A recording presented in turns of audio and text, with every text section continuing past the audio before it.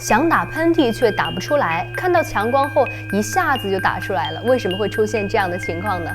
研究者发现，这是一种叫做旋光性喷嚏反射的现象，是指人在一看到灯光或者阳光的时候，鼻腔就会发痒，容易打喷嚏，或者是在想打喷嚏的时候打不出来，看到阳光或者灯光就一下打出来了。这个现象的原因呢，是两眼之间负责感知光线变化的松果腺体离鼻子太近了，眼睛看到的剧烈光线变化被大脑错误地判给了鼻子，于是就打喷嚏了。全球大约可能有1/4的人会有这样的情况。不过科学家表示，这种现象呢，只是一种普通的生理反应，同时呢，也不存在遗传，大家无需过分的担心。